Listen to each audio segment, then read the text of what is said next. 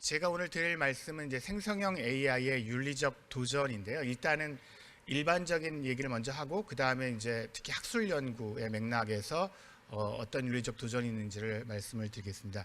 일단 시작하기 전에 우리말에서 도전이란 말을 윤리에 쓰면 약간 좀 어감이 이상하다고 느끼실 수 있습니다. 윤리는 뭔가 맞고 틀리고가 분명해 보이는, 그냥 실천하면 되지 그걸 하기 싫어하는 것도 아니고 왜 도전이라는 단어를 쓸까, 이제 그 부분에 대해서 사실 제가 드릴 말씀이 있는데요. 제가 생각하기에는 이 생성형 AI와 관련된 여러 가지 윤리적 쟁점들은 사실 우리가 어떤 것이 바람직한지에 대해서 논의하고 사회적 합의를 도출하고 그걸 제도화시키고 문화적으로 그걸 수용하거나 아니면은 새로운 종류의 제도를 만들어내서 그걸 문화적으로 내면화시키는 그런 복잡한 과정들을 요구하기 때문에 실제로 그냥 어떤 답이 있어서 그걸 그냥 실천하면 되는 게 아니라 도전의 형태를 띈다고 그렇게 생각을 합니다. 저 그림에 나온 세 분이 2018년 튜링 어워드, 이제 컴퓨터 사이언스 쪽에서 노벨상이라고 불리는 튜링 어워드를 받은 세 분이고, 이 세 분이 다 이제 최근에 유행하는 인공지능 기술에서 굉장히 핵심 스타팅 포인트가 됐던 딥러닝을 연구하신 분들인데요. 저 세 분들이 인공지능이 실제로 얼마나 큰 위협을 인류에게 주느냐에 대해서 의견들이 달랐고, 대체적으로 세 분 나름대로 좀 조금씩 다른 의견들을 가졌는데, 최근에 이제 그 위험의 정도나 어떤 규제의 필요성에 대해서 2대1로 규제가 필요하다, 상당히 위험하다 하는 쪽으로 의견이 바뀌었습니다. 근데 그 바뀐 과정이 흥미로운데 자세한 얘기는 들려드릴 수 없지만, 흔히 막 대중적으로 많이 알려진 것처럼 뭐 인공지능이 초지능이 돼가지고 사람을 위협하고 뭐 실존적 위협이 있고, 그게 아닙니다. 그 초지능이 될 가능성은 여전히 존재하고, 하지만 그건 상당히 좀 미래의 일이고, 현재 초지능이 아닌 특히 생성형 인공지능, 거기서 나오는 결과물들이 제기하는 여러 가지 문제점들이 있을 때 이걸 그대로 두어야 되느냐 하는 그 생성형 인공지능과 관련된 윤리적 쟁점 때문에 예를 들어서 유시아 벤지오 교수가 생각을 바꿨거든요. 그래서 그런 점을 좀 배경으로 이해해 주시면 좋겠습니다. 일단 제 생각에는 이런 논의들의 그 생성형 인공지능까지 포함해서 인공지능의 기술적 특징을 정확히 이해하고 그의 바탕에서 논의를 진행하는 게 되게 중요하다고 생각합니다. 뭐 시간 관계상 역시 자세히 말씀드릴 수는 없지만 제가 주목하는 것은 세 가지인데요. 첫 번째는 자각 없는 수행. 그러니까 인공지능이 결과물에 있어서는 놀라울 정도의 결과물을 보이지만 적어도 인간이 이해하는 방식으로 이해가 전혀 없다, 이렇게 얘기하기는 좀 어려운데요. 인간과는 다른 의식적 경험은 전혀 없는, 적어도 의식은 분명히 없는 그런 방식으로 결과물을 낸다는 거. 두 번째는 이해할 수 없는 실패인데 이게 사실은 윤리적으로 되게 중요합니다. 뭐냐면 우리가 실패를 할 때, 즉 인공지능이 실수를 하거나 오류를 저지를 때 그 이유를 정확히 하기가 사실은 쉽지 않다는 겁니다. 이게 왜 윤리적으로 중요하냐면 이걸 거꾸로 뒤집으면 인공지능이 올바른 결과를 낼 때도 왜 그 결과를 올바르게 냈는지를 이해하기가 사실은 쉽지 않습니다. 세 번째는 이제 실제와 계산의 간극이라고 붙이는 건데, 대개 이제 인공지능 로봇하고 많이 헷갈리시는데, 인공지능은 온라인상의 존재거든요. 사이버 공간상에. 그러니까 사실은 인공지능의 결과물이 우리가 사는 이런 물질적 세계에 영향을 끼치기 위해서는 인간이나 아니면 기계나 이런 어떤 다른 어떤 존재들과 협업이 필요합니다. 이 부분도 사실은 윤리적으로 굉장히 중요한 특징이라고 할 수 있고요. 제가 이해할 수 없는 실패에 대해서만 한 가지 예를 들겠습니다. 시각 인공지능이 워낙 잘 발달되어 있어서 훈련을 좀 시키면 저걸 코끼리라고, 제일 왼쪽 걸 코끼리라고 잘 판독해냅니다. 단순히 코끼리가 아니라 코끼리 아종까지 구별해냅니다. 그래서 저걸 아프리칸 부시 엘리펀트라고 딱 아종까지 정확히 아는데, 여기다가 이제 애드버서리얼 노이즈라고 그래가지고 우리에게는 별로 의미가 없는 잡음들을 섞어서 만들어낸 게 오른쪽 그림인데, 우리 눈에는 여전히 코끼리죠. 그런데 그 인공지능은 갑자기 재보고 금붕어라고 합니다. 자, 제가 말씀드린 건 저게 금붕어라고 했으니까 틀렸잖아요. 거기에 주목하는 게 아닙니다. 그럼 틀릴 수 있죠, 인공지능도.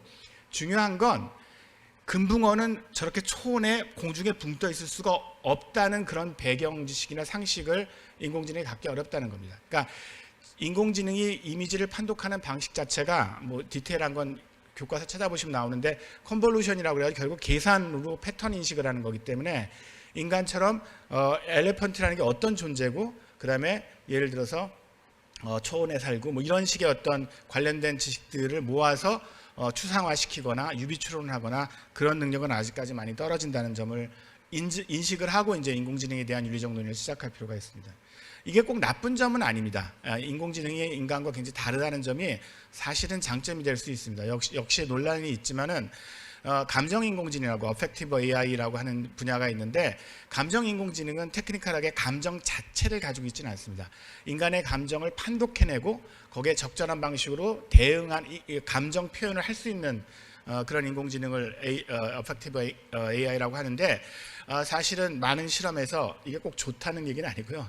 실험에서 인간보다 이런 어펙티브 AI와 대화하는 걸 더 좋아하는, 특히 상담 과정에서 그런 상황이 있습니다. 게다가 어펙티브 AI는 사람이 아니니까 감정 노동을 하고도 지치거나 힘들어하지도 않는 장점이 있죠. 그래서 실제로 우리와 아까 그 앞선 발표에서 그 말씀하신 것처럼 인간과 굉장히 다르지만 단순히 도구라고 생각하기 어려운 상당한 지적인 능력을 가지고 있는 어떤 대상과 어떻게 니고시에이션, 교섭을 해나가야 되느냐 하는 문제들을 조금 고민을 해볼 필요가 있습니다.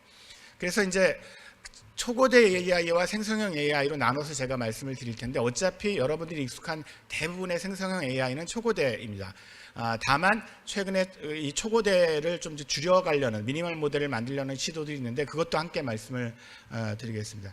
첫 번째는 앞서서 권 교수님께서 이미 지적하셨지만 에너지를 너무 많이 쓴다는 겁니다.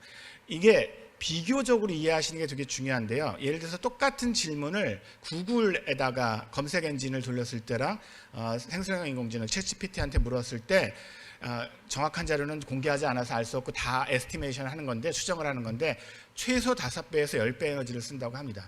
그러니까 사실은 그렇게 뻔한 질문은 생성형 AI에 물어보시면 안 돼요. 정말로 생태위기 상황에서 그런 짓 하면 절대로 안 되는 겁니다. 그리고 그 다음에 이제 초고대 AI가 이런 이유들 때문에 실제로 현재 그 초고대 AI를 만들고, 초고대 AI는 이제 1000억 개 이상의 매개 변수를 갖는 그런 큰 AI인데, 그 다음에 거기들에서 그걸 파운데이션 모델이라고도 하죠. 그래서 그거에서 파인 튜닝을 해가지고 구체적인 문제를 풀려는 움직임들이 있는데, 이게 과연 꼭 바람직한 건가 하는 논의들이 컴퓨터 과학자들 사이에서 있습니다. 그러니까 그렇게 전부 다 일단 크게 만드는 것은 일반 인공지능, 그러니까 아티피셜 제너럴 인텔리전스를 만들려는 시도를 하는 오픈 AI 같은 데서는 당연히 해야 될 일일지 몰라도, 일반적으로 어떤 특정한 과학적 맥락에서 예를 들어서 원자로의 그 안전을 갖다 계속 모니터링하면서 적절한 조치를 취하는 그런 상당히 특수하고 굉장히 제한된 조건 하에서 사용되는 인공지능도 무조건 초고대로 만들어야 되냐, 그것에 대해서는 사실은 굉장히 회의적인 시각이 많다는 점을 말씀을 드리겠습니다. 그리고 이 파인 튜닝을 하는 과정들도 복잡한 윤리적 문제들이 굉장히 많이 들어가는데, 이 파인 튜닝이라는 결국은 사전 학습된 초고대 AI를 놓고서 인간 평가자들이 들어가서 지속적으로 그 특정 분야에 우리가 바람직하게 생각하는 방식으로 대답을 할 수 있도록 강화학습을 시키는 겁니다. 그러니까 순위를 매기거든요. 이건 좋은 대답이다, 나쁜 대답이다. 그런 과정들을 굉장히 많이 하는데, 사실은 여기서 비용이 제일 많이 듭니다. 아까도 잠깐 말씀하셨지만 원래 레이블링 하는 데도 돈이 들지만, 레이블링은 비교적 싼 노동력을 쓸 수 있지만 이 파인 튜닝 하는 과정은 엄청나게 비싼 노동, 왜냐하면 그 분야에 전문 지식이 있어야 되거든요. 그래서 그런 이유들 때문에도 이 파인 튜닝으로 모든 문제를 다 해결하려는 시도가 과연 그 적절한지 바람직한지에 대한 사실 고민들이 필요합니다. 그 다음에 제가 이미 이 얘기를 한 얘기군요. 일단 이건 넘어가고요. 그 다음에 이게 이제 심각한 문제인데, 아까도 말씀드렸지만 실제로 정확한 문맥이나 이해를 정확히 하고 있다고 보기가 어렵기 때문에 어카운터빌리티 문제가 굉장히 심각합니다. 무슨 말이냐면 그래서 메디컬 AI 같은 상황에서 수술을 할지 말지를 결정을 하는 걸 지금은 당연히 참고 자료로만 사용하는데 그건 문제가 없죠. 왜냐하면 AI가 잘하는 게 엄청난 양의 데이터를 엄청나게 빠른 속도로 처리해 주니까 거기서 얻은 결과들을 가지고 이제 전문 지식을 가진 분들께서 이렇게 판단을 하시는데 사용하는 거는 문제가 없는데, 만약에 특히 우리나라처럼 이렇게 디지털화가 가속화되는 나라들이면 이 속도를 중시해서 AI의 결론을 바로 그냥 즉각적으로 그 시스템적으로 연동해 가지고 어떤 그 물리적 세계를 움직이는 변화를 주는 그런 행동으로 이렇게 연결시키는, 예를 들어서 이미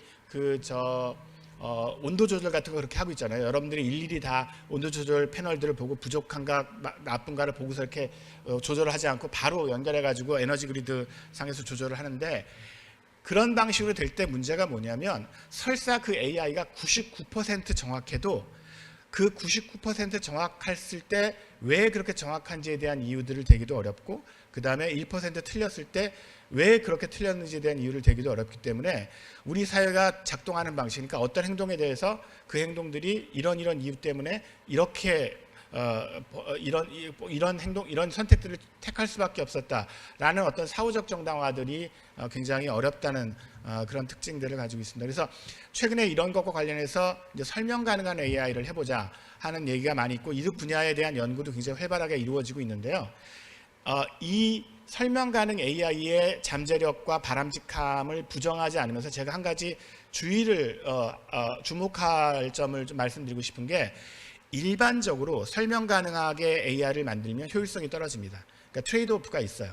그러니까 설명 가능하게 AI를 만드는 것 자체는 당연히 윤리적으로 바람직할 수 있지만, 만약에 모든 AI를 설명 가능할 것을 요구하면은 AI를 사용할 이유 자체가 없어집니다. 그래서 결국은 어떤 맥락에서 어떤 문제를 설명 가능하게 만들고 어떤 문제는 효율성 위주로 나갈 것인가에 대해서 사회적 고민과 정책적 판단들 같은 것들이 필요하다고 할 수 있습니다.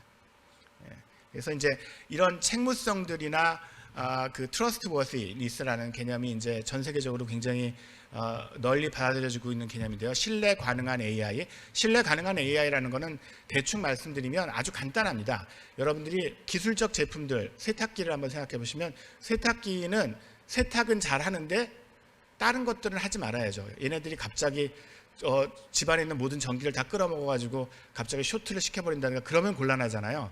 그러니까 AI도 똑같은 걸 요구하는 겁니다. 이제 유럽에서 그런 입장들을 굉장히 강하게 요구하는데, 어떤 기능을 수행하도록 어떤 일들을 하도록 만든 그 일은 되게 잘하는데 다른 나쁜 짓들이나 다른 그 예상하지 못했던 일들을 안 일으키게, 그렇게 하는 것들을 신뢰할 수 있는 AI라고 하는데, 이걸 만드는 게 사실은 되게 어렵습니다. 특히 초고대의 경우에는 우리가 그 작동 원리는 알고 있지만 어떤 결과가 나올 때 어떤 원인을 거쳐서 어떤 결과를 거쳐서 어떤 과정을 거쳐서 나오는지를 정확히 알기 어렵기 때문에, 사실은 이제 제일 많이 쓰는 수법은 문제 생겼을 때 앞에다가 필터 막 그냥 때려 넣는 거거든요. 근데 그런 방식은 사실 임시 방편적이고 아직까지는 이제 원리적 처리가 좀 어렵다는 한계가 있습니다.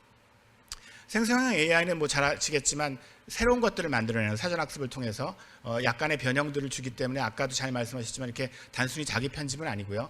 디퓨전 모델 같은 경우는 결국은 원래 쓰는 그 알고리즘은 원래 원작을 갖다가 노이즈를 줬을 때 많이 흐트러졌을 때 돌아가는 방식들을 활용하는, 그러니까 나름대로 상당히 변형을 주는 건데 결국은 원작에서 벗어나기는 그렇게 쉽지 않은 그런 어떤 특징들을 가지고 있습니다.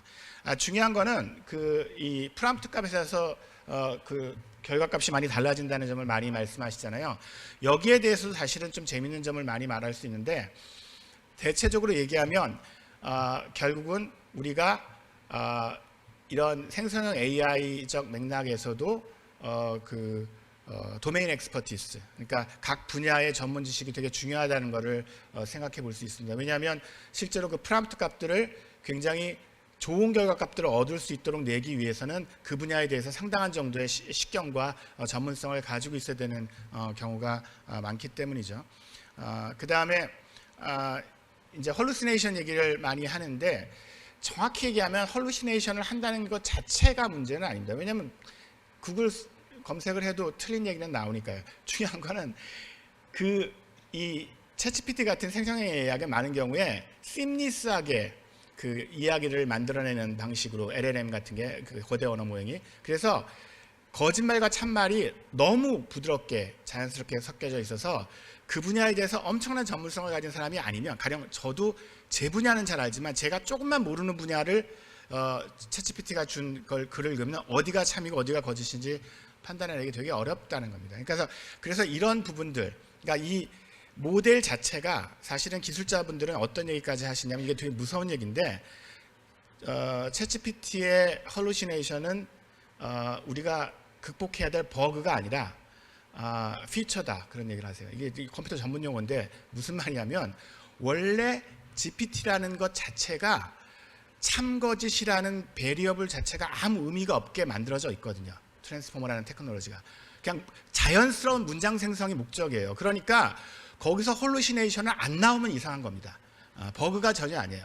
그러니까 사실 이 문제에 대해서는 조금 그 문제 자체를, 그러니까 이렇게 그 아키텍처 자체가 그 홀루시네이션을 근본적으로 포함하고 있는 그런 인공지능을 모든 데다 다 쓰겠다고 하는 게 말이 되느냐 하는 생각을 해볼 수가 있습니다. 그 다음에 이제 그 체인 오브 소트를 줬을 때 훨씬 더 좋은 대답을 한다는 거는 아까도 말씀드렸지만 이게 아직까지 의미론적 처리에 한계가 있고 특히 논리적 연상 같은 것들을 잘 못한다는 거고요.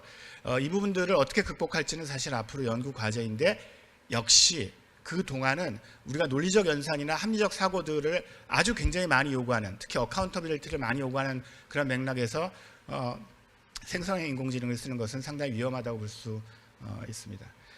그 다음에 이제 이제 퓨션 러닝, 그러니까 사례를 몇 개 주고, 그러니까 엄청난 데이터가 필요한 거죠. 그래서 사례 몇 개 주고서 거기서 이제 추론하게 하는 일. 그 다음에 통상적인 것, 그러니까 노멀 디스트리뷰션에서 상당히 표준적인 것 이외에 굉장히 뜻밖의 결과, 이런 것들을 처리하는데 굉장히 어려움을 겪습니다. 그래서 실제로 생성형 인공지능을 너무 지나치게 많이 사용하다 보면 역설적으로 굉장히 보수적이 될 수가 있습니다. 뭐냐면 현재까지 축적된 데이터에서 가장 표준적이고 가장 많이 나타나는 그런 패턴들이 오히려 강화되는, 왜냐하면 사람들이 그걸 주로 쓸 테니까 그런 문제들을 볼 수가 있고요. 그 다음에 이제 문화적으로 굉장히 조금 다른 특징들을 보입니다. 그래서 이런 것도 미국 생성형 인공지능을 무조건 갖다 쓰는 것보다는 우리나라에서도 생성형 인공지능 연구를 자체적으로 수행할 필요성들을 보여주는 연구 사례들이 꽤 있습니다. 그 다음에 이제 마지막으로 이제 디제너레이션 문제가 있는데요. 이제 흔히 탈옥이라고 하는 거. 이 부분이 되게 복잡한 문제인데, 이제 생성형 인공지능을 처음 만들 때 프리트레인드 단계에서 이제 잘 훈련을 시킨 다음에 윤리적으로 문제가 없게 이걸 얼라이먼트 한다고 하는데, 정렬을 시킵니다. 강화학습을 시켜가지고. 근데 이제 꼭 못된 짓 하는 분들이 계시죠. 그래가지고 얘네들을 어떻게든 잘 구슬려가지고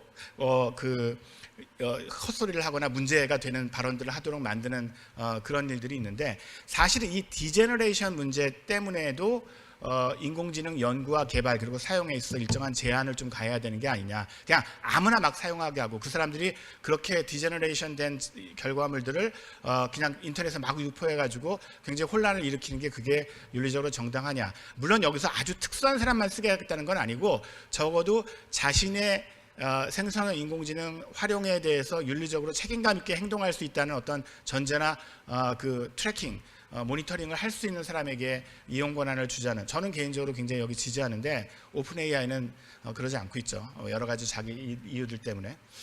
자, 그 다음에 위험성들, 이건 넘어가겠습니다. 아까 말씀하신 내용과 좀 겹쳐서 생성형 AI를 이제 학습 영역에서 쓰는 그것의 장단점은 둘 다 인간적이지 않다는 데 있습니다.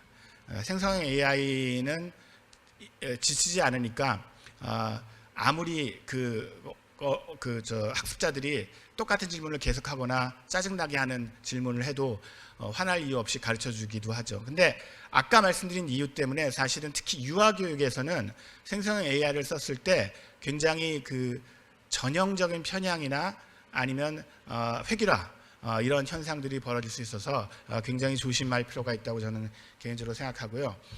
학술 영역에서 쓸 때는 실제로 아까도 그런 비슷한 말씀을 하셨는데, 굉장히 똑똑한 포닥을 둔 것과 비슷한 효과를 가진다고 많이 말씀을 하십니다. 그러니까 엄청난 양의 데이터, 그러니까 어떤 특정 연구 주제 정해주고서 이거와 관련해서 요즘에 제일 많이 인용되는 논문들 찾아와. 그 다음에 찾으면은 요약해봐. 그러면 이거 가지고 어떤 연구하면 좋을 것 같이 한번 정리해봐. 이렇게 하면 물론 오류가 많이 있지만 어쨌든 그걸 엄청나게 빠른 속도로 해내거든요. 그러니까 정리하면 이미 완성된 연구자한테는 굉장히 유용한 도구입니다. 그러니까 그런 면에서 앞으로 미래에는 이런 생성형 인공지능을 학술 연구에 성공적으로 잘 사용하는 능력이 학술 연구자의 필수 역량이 될 가능성이 저는 충분히 있다고 생각합니다.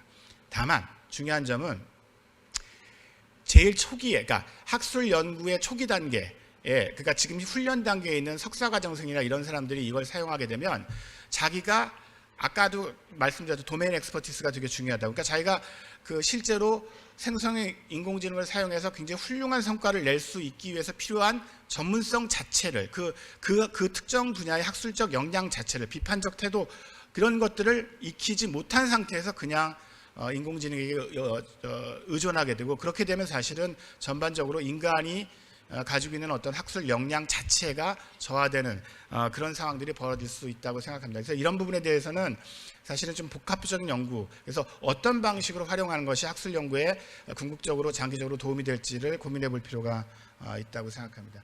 그리고 이 악용 가능성은 굉장히 심각한데요. 이건 정말 왜냐하면 이미 현실화되고 있으니까요. 미리 말씀드리지만 저는 넷플릭스랑 어떤 상업적 이해관계도 없는데 넷플릭스에 좋은 다큐멘터리가 하나 있습니다. 뭐냐면 실제로 그게 이제 2년 전에 그 네이처의 논문으로 나와가지고 굉장히 유명해진 건데요. 신약 개발을 위해서 신물질을 개발하는 인공지능에서 단지 파라미터 값 하나만 바꿨는데 이 파라미터는 인공지능 파라미터, 그러니까 어떤 변수값 하나를 바꿨습니다. 톡시시티, 그러니까 그 독성을 당연히 신약 개발이니까 0으로 만들어라는 요구 조건을 그걸 1로, 그러니까 최대로 만들어라라고 바꿨더니 똑같은 다른 거 하나도 안 건드렸는데 그 인공지능이 그 며칠 사이에 엄청난 독성 물질을 20개, 30개, 그것도 그 중에서 대부분은 안 알려져 있는 그런 걸 만들어내가지고 연구진이 깜짝 놀랐습니다. 그래서 엄청 내부적으로 고민하다가 이걸 출판해야 돼, 말아야 돼, 뭐 그러다가 디테일은 좀 가린 형태로 논문 출판한 경우가 있는데요. 이런 식으로 사실은 악용 가능성은 굉장히 심각하고 이게 아마도 유시아 벤지오라든가 힌튼 교수 같은 분들이 현재 수준에서도 인공지능에 대한 규제가 필요하다고 얘기를 한 이유라고 생각합니다. 그다음에 저자결정, 이 연구재단이어서 저자결정과 관련해서도 잠깐 말씀드리면 아까도 여러분이 말씀하셨지만 현재 이큼제 기준이라든가 여러 가지 국제 기준은 저자 자격을 부여할 수가 없습니다. 왜냐하면 단순히 원고 작성에 기여했을 것뿐만 아니라 책임성을 요구하는데 인공지능은 책임질 수 있는 주제가 아니기 때문입니다. 다만 제가 아까 도전이라고 말씀드렸는데 앞으로 어떻게 될지는 사실 좀 두고 봐야 됩니다. 즉 사람과 인공지능이 협업해서 학술 논문을 작성하는 관행이 지금보다 현격하게 달라질 때 그때는 사실은 저자 기준 자체가 바뀔 가능성이 있고 여기에 대해서 사실은 좀 고민이 필요하다고 할 수 있습니다. 감사합니다.